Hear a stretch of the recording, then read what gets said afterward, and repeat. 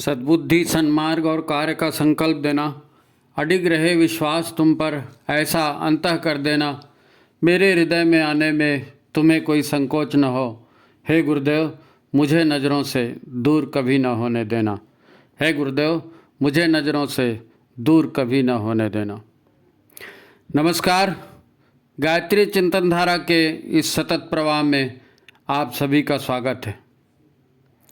मित्रों, दशकों पूर्व जब ये नारा दिया गया था कि सावधान, युग बदल रहा है, तो लोग उसका उपहास उड़ाते थे। कौन सा युग आ रहा है, कौन सा युग बदल रहा है, ये नहीं मालूम क्या बात बोलना शुरू कर दिए। दशकों पूर्व की बात है। फिर हम लोग महाकाल से जुड़े, मिशन से जुड़े, और फिर हम लोग भी ये गीत गाने लगे, बदलो अपनी चाल, नया युग आने वाला है।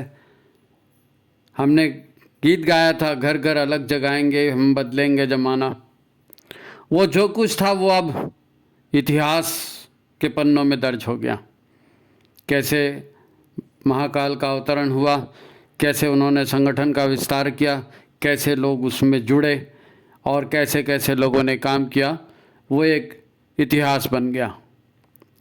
आज जो लोग जुड़े हैं और आज जो लोग इस वीडियो को सुन रहे हैं, उन सभी के लिए ये एक विशेष संदेश है। क्या संदेश है? कि गुरुदेव ने जो कहा था कि सावधान, नया युग आ रहा है और बदलो अपनी चाल, तो अब वो स्थिति आ गई है कि सज्जनों के उद्धार के लिए दुष्टों का विनाश प्रारंभ हो गया है।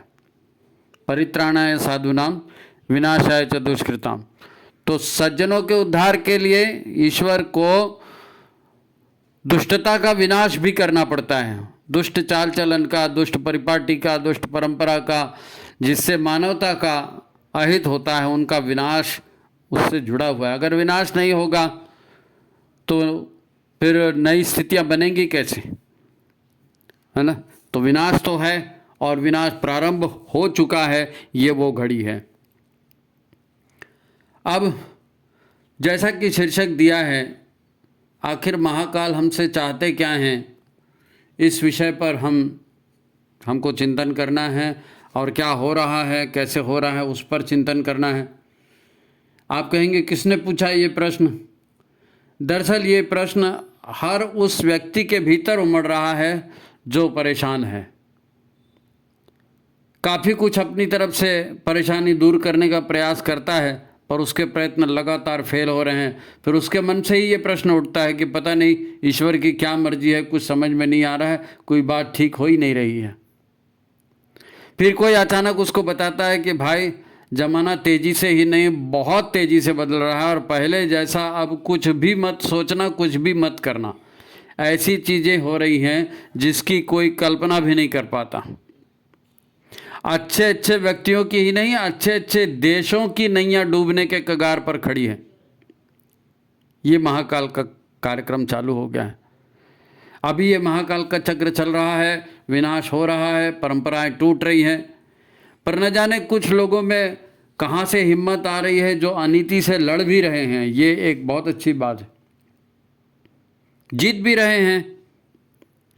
महाकाल का सबसे पहला वार हुआ है शोषण करने वालों पर, अत्याचार करने वालों पर, लुटेरों और फरेबियों पर।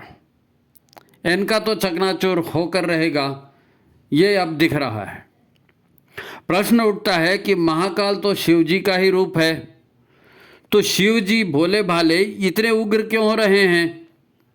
वो तो सबसे ज़्यादा भोले भाले हैं, थोड़े से प्रयास से प्रसन्न हो जाने वाले हैं। बस जल चढ़ा दो श्रद्धा से, वो प्रसन्न हो जाते हैं। वो भूत प्रेत, दलित मलित, पशु पिशाच, सभी का कल्याण करने वाले हैं। उनको क्या हो गया जो विनाश का तांडव करने पर उतर आए? तो ये अनायास जीवों पर उनका प्रेम खत्म कैसे हो गया? वो तो राक्षसों को भी वरदान देने वाले हैं, फिर ये सब का विनाश कैसे? जो इस विषय पर सोच रहा है वो अच्छी बात है, ठीक है, उसको समझ में नहीं आ रहा पर सोच तो रहा है। कई लोग तो ध्यान ही नहीं दे रहे हैं। कई लोग ध्यान, जो सोच रहा है वो निष्कर्ष पर जाएगा और अपने उद्धार का उपाय करेगा। जो अपने गुरु या मार्गदर्शक के बताए ढंग पर जी रहा है वो बच सकता है। जो इस विषय पर ध्यान ही नहीं दे रहा कि इतना भारी परिवर्तन संसार में हो रहा है, उस पर उसका कोई आध्यात्मिक मार्गदर्शक भी नहीं है, तो अब तो उसका तो फंसना तय है, वो गया समझो। तो ये सब तांडव या विनाश क्यों हो रहा है, हमारे जीवन से इसका क्या संबंध है, आज के वीडियो में हम इस पर गहन चर्चा करने वाले हैं, गंभीर चर्चा करने वाले हैं। तो ठीक है, भूमिका हो गई, अब मेन बात को शुरू करते हैं। जिन्होंने लाइक नहीं किया वो लाइक कर लें। मित्रों, हर चीज़ की एक सीमा होती है ना, हर चीज़ की एक सीमा होती है, और ये सीमा प्रकृति तय करती है, नेचर तय करती है, यानी विधाता की विधि व्यवस्था तय करती है कि सीमा क्या होगी। आपने भी गुरुदेव का एक वीडियो देखा सुना होगा, आजकल तो व्हाट्सएप वाली बात आती है, पहले कैसेट में था, फिर उसको व्हाट्सएप में डाला गया, बहुत पॉपुलर हुआ ये वीडियो, बहुत वायरल हुआ ये वीडियो, आपने भी सुना होगा, जिसमें वो कह रहे हैं कि आप लोग हमारे पास आते हैं, अपनी मुसीबतें हमको बताते हैं कि गुरुदेव हमारा घर नहीं बन रहा है, गुरुदेव हमारे बच्चे की शादी नहीं हो रही है, गुरुदेव बच्चे की नौकरी नहीं लग रही है, गुरुदेव फलाना बीमार हो गया, गुरुदेव आप आशीर्वाद दे दें तो हमारा काम बन जाएगा, ये अच्छा हो जाएगा, तो हम आपका काम कर देते हैं। ये क्या गुरुदेव कह रहे हैं ना, तो हम आपका काम कर भी देते हैं, माता जी आपका काम कर देती हैं, पर हम आपकी मदद क्यों करते हैं? क्योंकि हम आपसे प्रेम करते हैं, आप हमारे बच्चे हैं, इसलिए हम आपकी मदद करते हैं। पर अभी हम ईश्वर का बहुत बड़ा काम कर रहे हैं, ये गुरुदेव कह रहे हैं कि पर अभी हम ईश्वर का बहुत बड़ा काम कर रहे हैं, आपको भी उसमें हमारा सहयोग करना पड़ेगा, हमारा सहयोग करना पड़ेगा। हमारे आशीर्वाद आपके मज़ा मौज के लिए, भोग विलास के लिए थोड़ी है, हम आपसे प्रेम करते हैं इसलिए आपको आशीर्वाद दिया कि आपकी सेहत तो ठीक हो। हम आपको समर्थ बनाना चाहते हैं ताकि आप भी भगवान का काम करें। भगवान इस संसार को बचाना चाहते हैं। आसुरी प्रवृत्तियों ने, आसुरी शक्तियों ने धरती के जीवन को मुसीबत में डाल दिया है, उसको बचाने में आप हमारी मदद करें। गुरुदेव कह रहे हैं ना, मैं बार बार कह रहा हूँ, ये गुरुदेव का कोटेशन, मुझे शब्द तो ठीक से याद नहीं है, पर उनका भाव यही था, और कुछ शब्द तो उसमें बड़े कठोर शब्द थे, वो शब्द मुझको ठीक से याद हैं, बिल्कुल अच्छे से याद है, क्योंकि गुरुदेव की वाणी में इतना कठोर ता जो है देखी नहीं गई थी। वो कुछ ऐसा था कि तुम हमारे बच्चे हो, हम तुमसे प्रेम करते हैं, वो ठीक है, पर अगर इस समय तुम अपना समय अपने साधन भगवान के काम में नहीं लगाओगे तो हम अपना दिया हुआ वो सब माल मत्ता, तुम्हारा पेट फाड़ कर भी तुमसे छीन लेंगे। ये शब्द मुझको याद, पेट फाड़ कर भी हम तुमसे छीन लेंगे जो हमने तुमको दिया है। तुम इस गलतफहमी में मत रहना कि हम कोई आशीर्वाद देने वाले बाबा जी हैं जो यहाँ बैठे हैं। मैं माफ़ी चाहता हूँ, ठीक से मुझे शब्द याद नहीं, पर वो भाव पूरा यही था, काफ़ी आवेश में कहे गए थे वो शब्द, और ख़ास करके पेट फाड़ कर वसूल कर लेंगे। ये शब्द निश्चित ही वे शब्द हैं, कोई सामान्य आदमी ऐसे शब्द नहीं कह सकता, ऐसी भाषा नहीं बोल सकता। ये तो कालों के काल महाकाल की ही भाषा हो सकती है कि हम पेट फाड़ कर भी छीन लेंगे। इतना प्रेम करने वाली ताकत ये वही कह सकती है, दूसरा कोई नहीं कह सकता। तो गुरुदेव और माता जी साक्षात शिव पार्वती की तरह इस धरती पर आए, व्यवहार करते रहे। इतना बड़ा गायत्री परिवार प्रेम और सहयोग और मार्गदर्शन के बल पर उनकी सहायता के बिना कैसे खड़ा हो सकता था? इतनी तड़प और इतनी प्रचंड ऊर्जा उनके भीतर रही होगी कि दुनिया भर के विरोध के बावजूद उन्होंने छोटे छोटे लोगों का सहयोग लेकर इतना विशाल तंत्र खड़ा किया। यहाँ तो छोटा सा काम किसी को बोल दो तो बंदा 50 बहाने बनाता है। उन्होंने कोई अगर मगर नहीं किया, और अपनी मार्गदर्शक उनकी जो गुरु सत्ता थी उसके इशारों पर, यानी जैसे एक तरह से अंगारों पर वो चलते रहे, अंगारों पर चलते रहे। तब तो वाणी में इतना तेज आता है जी, इतनी आग बरसती है वाणी में। जब लोग उनके प्रेम का, उनके विश्वास का, उनके अनुदानों का उपयोग अपने स्वभाव के अनुसार यानी गलत ढंग से करने लगे, तभी वो पेट फाड़ कर वसूल करने वाली बात उन्होंने कही होगी। वरना वो तो कोमल थे, साक्षात शिव भोलेनाथ की तरह व्यवहार था उनका। यहाँ आपको ये प्रसंग इसलिए सुनाया कि जिनको हम भगवान शिव कहते हैं, उन पर बेलपत्ती, धतूरा, जल जैसी सहज मिलने वाली चीज़ें चढ़ाते हैं, तो वे उतने से प्रसन्न होकर आशीर्वाद दे देते हैं। वही देवता महाकाल बनकर आज धरती पर विनाश का तांडव कर रहे हैं। तो क्यों कर रहे हैं? क्यों कर रहे हैं विनाश का तांडव? वो इतने से छोटे सी चीज से प्रसन्न हो जाते थे। तो भाई ये विनाश भी तो यही दिखाता है कि वो आज भी सज्जनों की, पवित्र लोगों की सुरक्षा के लिए बड़े से बड़े साम्राज्यवादी, बड़े से बड़े अत्याचारी व्यवस्था का समूल नाश कर सकते हैं, कर रहे हैं। क्योंकि उन्हें जीवन से प्रेम है, सीधे साधे भोले भाले प्राणियों से प्रेम है। वो पशुपतिनाथ हैं, वो सबसे प्रेम करते हैं। जीवन की जो शानदार विधि व्यवस्था परमात्मा ने, आदिशक्ति ने बनाई है, उनको उस व्यवस्था से प्रेम है। और उसमें विघ्न डालने वाली व्यवस्था का जो विघ्न डालने वाली जो ताकत है ना, उस व्यवस्था का पेट फाड़ कर सत्यानाश वो कर ही देंगे, कर ही देंगे। दिख रहा है, चालू हो गया। जब आपदा विकराल होगी, बहुआयामी होगी और विश्वव्यापी होगी, तो उसका विनाश भी तो प्रलयंकारी होगा ना, प्रलयंकारी होगा, बहुआयामी विनाश होगा। और ये होना शुरू हो गया है। सज्जनों ने तप किया तो शिव जी ने सज्जनों को वरदान दिए, दुष्टों ने तप किया तो उन्होंने दुष्टों को भी, असुरों को भी वरदान दिए। ये उनका स्वभाव था। अब सज्जन तो कृपा प्रसाद पाकर निष्क्रिय हो गए कि वाह, भगवान का वरदान मिल गया, अब तो स्वर्ग में जाएंगे, अब तो साधना करेंगे, वो करते रहे। लेकिन जिन दुष्टों को इसका वरदान मिला, वो दुष्टता उनकी कम नहीं हुई, उल्टे बढ़ गई। गुरुदेव के पास भी तरह तरह के लोग आते थे, मिलते थे, कई लोग दीक्षा भी लेते थे। उन्होंने भी बिना भेदभाव के सबको प्रेम दिया, सबको दीक्षा दी, सबको आशीर्वाद दिया, सभी को आत्मकल्याण करने का अवसर दिया। ऐसा हुआ है, प्रैक्टिकली हुआ है नहीं? पर लाभ किसने उठाया? किसी ने नहीं उठाया, है ना। जो समझ गया उसने लाभ उठाया, कि जिसको समझ में नहीं आया वो अपना हलवा खा के चला गया खुशी मनाते हुए, है ना। सभी लोग किसी चीज़ को कहाँ समझ पाते हैं? कई लोग के समझ में आया, कई लोग के नहीं आया। अच्छा, गुरुदेव के बारे में तो आपने काफ़ी कुछ पता किया होगा, आपको मालूम भी होगा, आपका अपना अनुभव भी होगा गुरुदेव को लेकर, मदनी माता जी को लेकर के, है नहीं। उनके भोलेनाथ जैसा स्वरूप आपको मालूम है।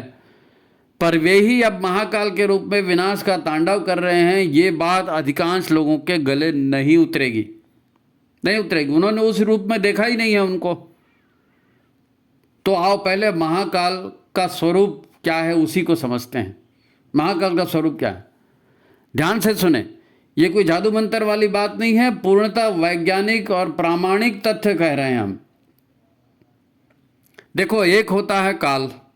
काल माने समय, टाइम है। काल माने समय, टाइम, जिसको हम टाइम कहते हैं। अब महाकाल कौन होगा? महाकाल कोई घड़ी में दिखने वाला टाइम तो नहीं है। तो महाकाल वो होगा जो काल की गति को भी बदल सके। काल का बॉस महाकाल है नहीं। काल की गति को बदलने की जो शक्ति रखता है वही तो महाकाल होगा ना। तो टाइम किसे कहते हैं? टाइम वो है जो विज्ञान के विद्यार्थी जानते होंगे। टाइम है ना, वो जानते हैं कि टाइम कैसे पैदा होता है? गति से।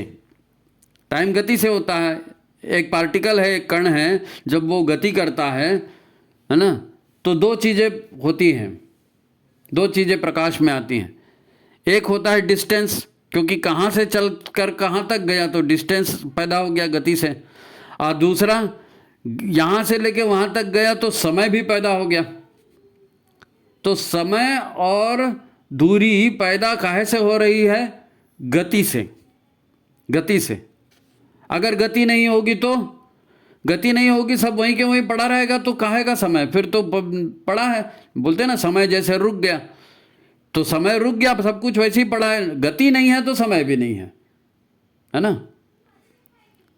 अब अगर कण गति ही ना करे तो क्या होगा? कुछ भी नहीं होगा, सब कुछ शांत होगा, स्थिर रहेगा, फिर समय भी शून्य ही रहेगा ना।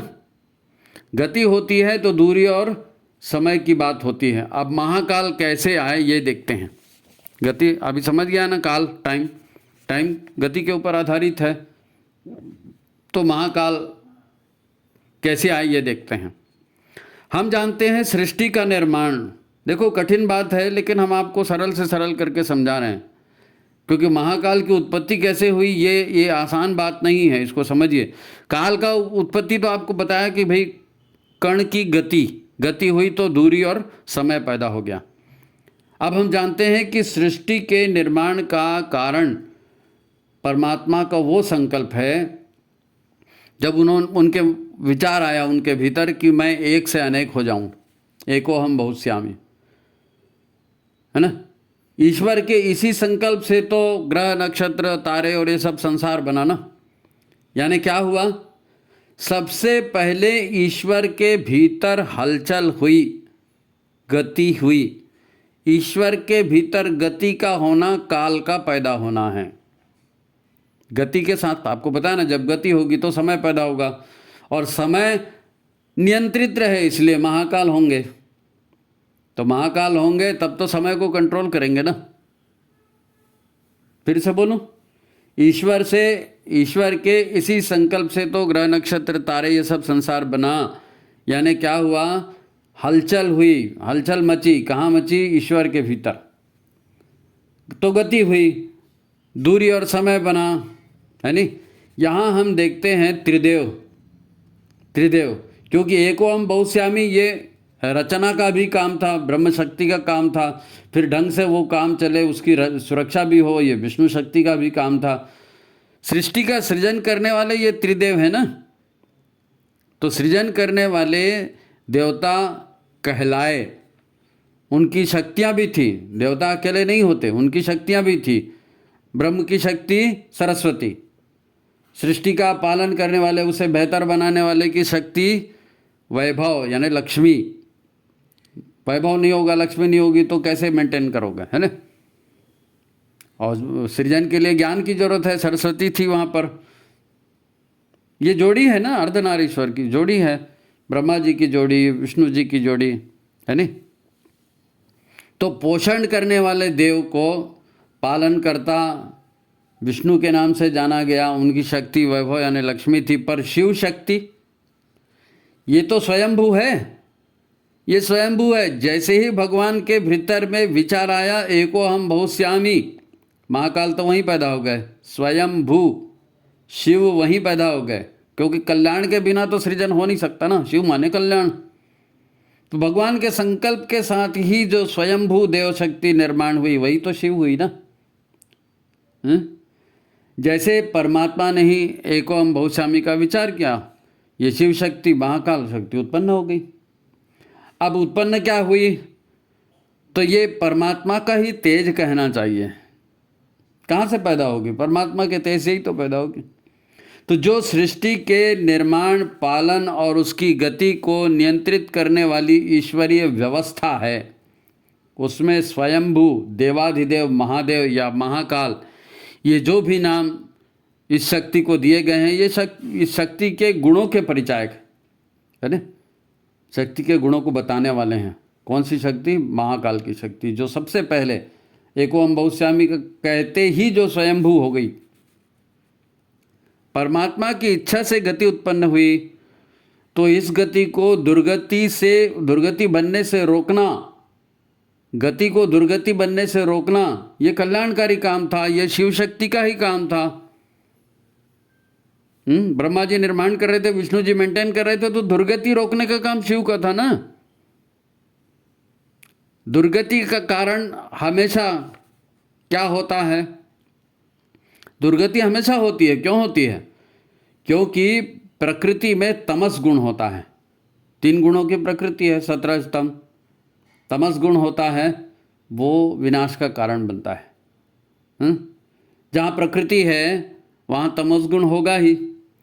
विष्णु शक्ति है, अन्य पवित्र आत्माएं हैं, गुरु आदि हैं, ये सभी शक्तियां हैं, ये भी व्यवस्था बनाने का काम करती हैं। सभी शक्तियां, गुरु भी काम करते हैं व्यवस्था बनाने का, है ना। विष्णु भगवान भी काम करते हैं, अवतार लेकर आते हैं ना कई बार, तो ये भी सुव्यवस्था बनाने का काम करते हैं। शिव तो करते ही हैं, परंतु महाकाल महाविनाश की परिस्थिति को रोकने के लिए आते हैं। है ना, ईश्वर की शक्ति ही है। तो दुर्गति का कारण क्या है? दुर्गति का कारण भी जान लें। मामला बिगड़ता कहाँ है? हमारे आपके जीवन में, समाज में, धरती पर मामला बिगड़ता कहाँ है? मामला बिगड़ता है ग्रह नक्षत्रों का संतुलन बिगड़ने पर। ग्रह नक्षत्रों का संतुलन बिगड़ने पर, क्योंकि ये भी 17 स्तंभ के गुणों से युक्त है। अब किसी में कोई प्रवृत्ति है, किसी में कोई प्रवृत्ति है, फिर ग्रहों का संतुलन बनता है तो उसका असर पड़ता है ना धरती पर। तो मामला सबसे पहले बिगड़ता कहाँ पर है? ग्रह नक्षत्रों के संतुलन बिगड़ने पर। फिर मामला कहाँ बिगड़ता है? फिर मामला मनुष्य के हाथ में आता है। मनुष्य बिगाड़ता है मामला। कैसे बिगाड़ता है? भोग विलास करके, धरती का शोषण करके, प्राणियों पर अत्याचार करके धरती का संतुलन खराब करता है, इकोसिस्टम खराब करता है। ग्रह नक्षत्र ने किया और मनुष्य ने किया, है ना। अब काल की इस विनाश गति को रोकने में, या है ना, अन्य सभी शक्तियां असफल हो जाती हैं तो महाकाल रोकते हैं, है ना। महाकाल के पास मामला जाता है, गुरु भी नहीं कर पाए, विष्णु भगवान भी नहीं कर पाए, तो फिर महाकाल स्वयं आते हैं गुरु बन के, है ना। महाकाल स्वयं आते हैं गुरु बन के, है ना। अब भोग विलास, शोषण, अत्याचार रोकने के लिए गुरु में, है ना, गुरुदेव ने जो है 3 शक्तियाँ आती हैं उनके साथ में। गुरुदेव के साथ में 3 शक्तियाँ आती हैं। एक आती है गायत्री, गायत्री लाती है। फिर यज्ञ का विधान लाती है गायत्री, क्योंकि सद्बुद्धि आई तो सत्कर्म उसके साथ आएगा। तो सद्बुद्धि और सत्कर्म महाकाल लेकर आए हैं। काहे के लिए? विनाश को रोकने के लिए। वो 75 साल पहले, 75 साल लगातार उन्होंने संगठन बनाया, लगातार परिस्थितियां बनाई कि भाई इसको रोका जाए। तो काहे से रुकेगा? युग शक्ति गायत्री से रुकेगा, यज्ञ से रुकेगा, तो जन सामान्य को दिए कि भाई चलो रोको। तभी तो हमने गीत गाया ना, घर घर अलग जगाएंगे, गुरुदेव के कहने पर ही गाया था। तो महाकाल के रूप में वो आए, गायत्री लेकर के आए, यज्ञ लेकर के आए, ताकि भोग विलास छूटे और परोपकार बढ़े, दुर्बुद्धि छूटे और सद्बुद्धि बढ़े। ये महाकाल के अस्त्र हैं। महाकाल अपने साथ ये अस्त्र लेकर के आए। हाँ, ग्रह नक्षत्रों के प्रभाव को न्यूट्रलाइज करने के लिए उन्होंने तप साधना का मार्ग दिया। ग्रह नक्षत्र जो उल्टे सीधे आ जाते हैं, बोलते हैं ना, संतुलन खराब करते हैं, तो सबसे बड़ा महाकाल, सबसे बड़ा परमात्मा तो मनुष्य के भीतर में ही है ना। तो उस परमात्मा शक्ति को जगाया जाए तप साधना के द्वारा। और ये जो तप साधना का ज्ञान है, ये तो भगवान शिव ने स्वयं, महाकाल ने स्वयं किसको सिखाया? सबसे पहले सप्तऋषियों को। शिव ही महाकाल है ना, शिव ने ही सप्तऋषियों को सबसे पहले ये साधना के सारे उपक्रम सिखाए। ये शिव जी की बनाई हुई है, उन्होंने ही सप्तऋषियों को सिखाया और उसका प्रसार धीरे धीरे होता गया। शिव शक्ति भी सामान्य रूप में कल्याणकारी व्यवस्था बनाने में संलग्न रहती है, परंतु जब मनुष्यों में दुर्बुद्धि ज़्यादा बढ़ जाती है ना, मनुष्यों में दुर्बुद्धि ज़्यादा फैल जाती है और ग्रह नक्षत्रों की स्थितियाँ भी विनाशक परिस्थितियाँ पैदा करती हैं, तो फिर स्थिति जो है ना, सभी देव शक्तियों के सामर्थ्य के बाहर हो जाती है। देव शक्तियों के सामर्थ्य के बाहर हो जाते, सभी देवता मिलके फिर जाते हैं ना। पुराणों में आता है कथा कि देवता ऋषि के पास गए, ऋषि विष्णु जी के पास में गए, फिर विष्णु जी आखिरी में शिव जी के पास में गए। ये पुराणों में इस टाइप की कथा आती है। तो वही वो उन्होंने थोड़ा कलाकारी ढंग से बताया, हम लोग सीधा सीधा साइंटिफिक वे में बात करें, है ना। तो सभी देव शक्तियों के सामर्थ्य के बाहर आ जाती है, सृष्टि को बचाना मुश्किल हो जाता है। तो जीवन को बचाने के लिए महाकाल और महाकाली सक्रिय हो जाते हैं। महाकाल और महाकाली सक्रिय हो जाते हैं। अभी हम लोग क्या शताब्दी मना रहे हैं ना, 2026 में अखंड ज्योत जली थी, 2026 में महाकाली के रूप में माँ भगवती का अवतरण हुआ था, वही तो कर रहे हैं ना हम। तो 100 साल से ये प्रक्रिया चल रही है नहीं। महाकाल और महाकाली वहाँ से सक्रिय हुए हैं, अभी थोड़ी सक्रिय हुए हैं, वो बहुत दिन से सक्रिय हुए हैं।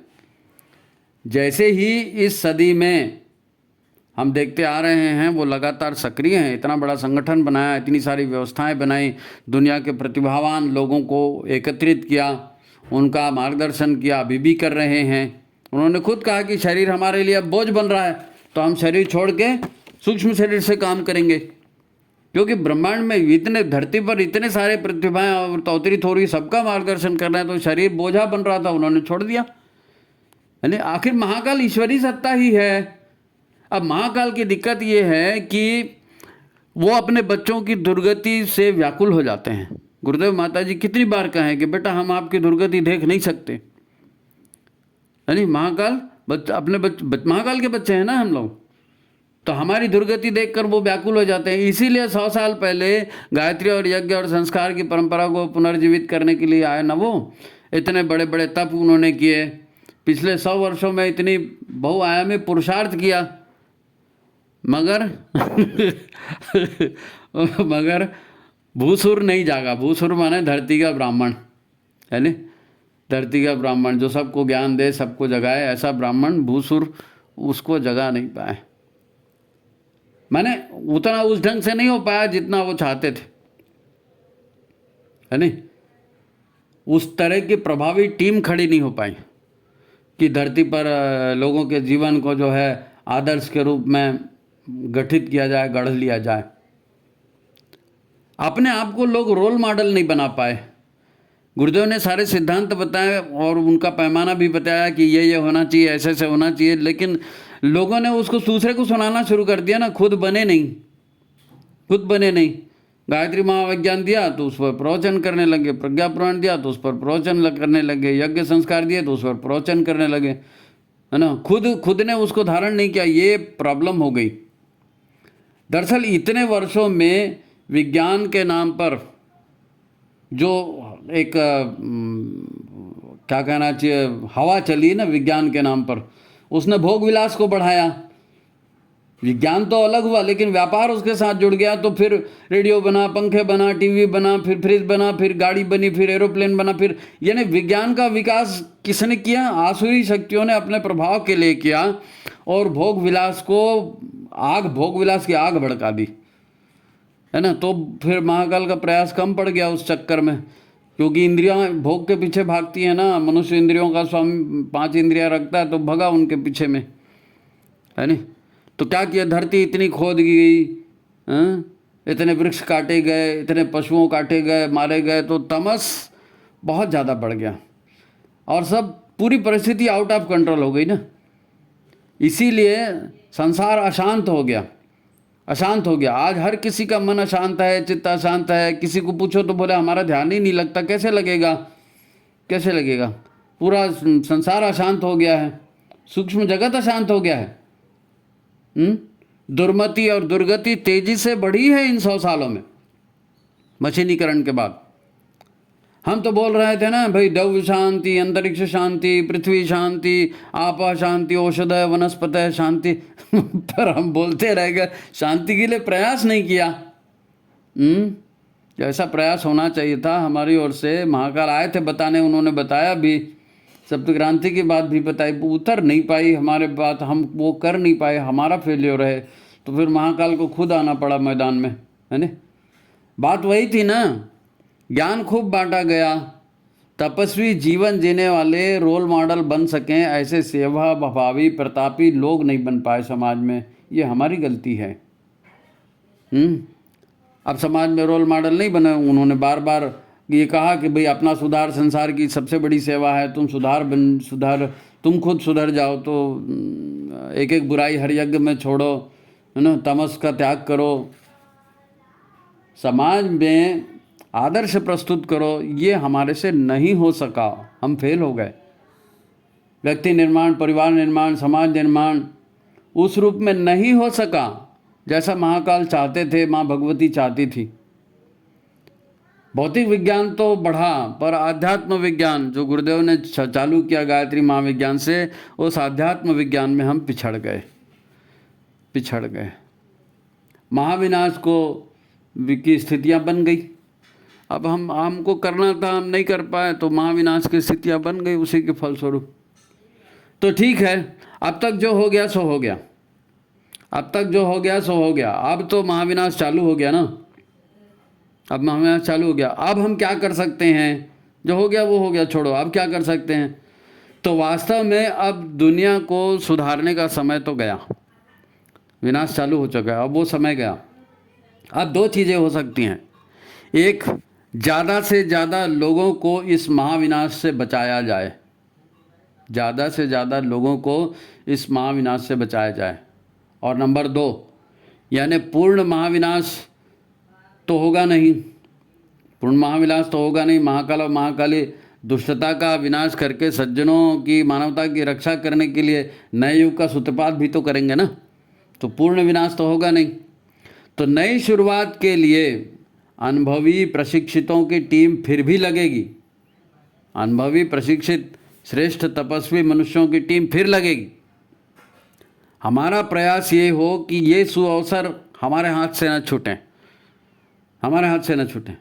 अगर हम बच गए तो हम रहेंगे ही, पर हम नहीं भी रहे, गुरु का काम करते करते मर खप गए, तो भी ये उनकी कृपा होगी और हम उस नई व्यवस्था में फिर नया शरीर प्राप्त करके फिर नवसृजन का काम करेंगे, फिर नवसृजन का। आप देख रहे होंगे जो हमारे आंदोलन चल रहे हैं ना, है ना, हमारे आंदोलन चल रहे हैं, तो श्रेष्ठ आत्माओं का अवतरण धरती पर हो, इसके लिए सुसंतति निर्माण का आंदोलन चल रहा है ना, गर्भ संस्कार का आंदोलन चल रहा है। वो भी तो परंपरा इसीलिए चलाई जा रही है कि गुरुदेव के बच्चे श्रेष्ठ काम करते करते अगर शहीद भी हो गए तो उनको गर्भ मिलना चाहिए अच्छा अवतरित होने के लिए, है ना, तो उसका लाभ मिलेगा।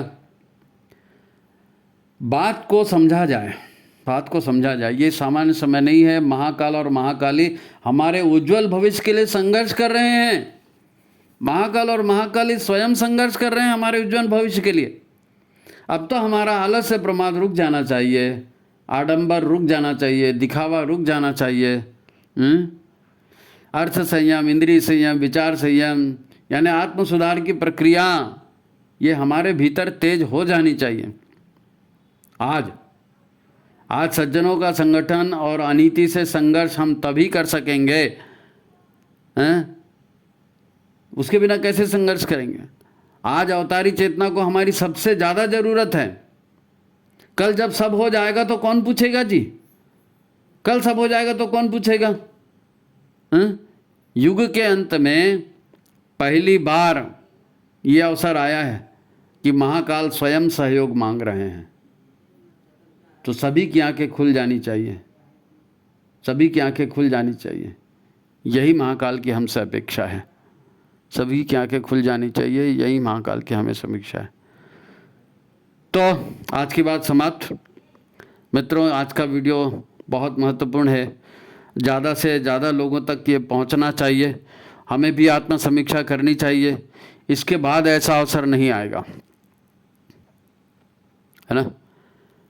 हम कहते हैं ज़्यादा से ज़्यादा लोगों तक पहुंचना चाहिए, लेकिन होता क्या है, व्हाट्सएप का ज़माना है, व्हाट्सएप में हम डाल देते हैं। हम 2-3 बार से इसको बार बार बोल रहे हैं, ये ध्यान देने की बात है कि जिनको भी आप भेज रहे हैं ना, उनको इंटीमेट करिए, उनको सूचना दीजिए, उनसे फ़ोन में बात कीजिए कि भाई आपको ये भेजा है। नहीं तो लोग व्हाट्सएप में इतना मैटर हो जाता है कि उसको सबको उठा के पूरा डिलीट कर देते हैं, उनको समझ में ही नहीं आता कि किसमें क्या है, और उनकी कोई गलती नहीं है, इतने सारे आ जाते हैं। कोई अपना फ़ोटो खिंचा के आ रहा है, कोई नया साड़ी पहन लिया इसलिए फ़ोटो खिंचा रहा है, वो दुनिया भर का अचर कचर के साथ ये वीडियो भी डिलीट हो जाता है। तो आप उनको बताइए कि आपको फलाने फलाने शीर्षक का फलाना फलाना वीडियो बना भेजा है, आप उसको देखिए, ये काम आप करिए। बहुत से लोग हमको प्रश्न करते हैं हमको क्या करना चाहिए, तो भाई आपके भीतर जो प्रतिभा है आप उसका उपयोग करिए, कुछ नहीं तो जो अच्छा हो रहा है उसको प्रोत्साहित कीजिए ना। तो उम्मीद है आप जिनको वीडियो भेजेंगे उनको सूचना भी देंगे, है ना। तो ठीक है, गुरुदेव माता जी का वरदहस्त आपके ऊपर बना रहे। आज की बात समाप्त। सभी को प्रणाम, नमस्कार।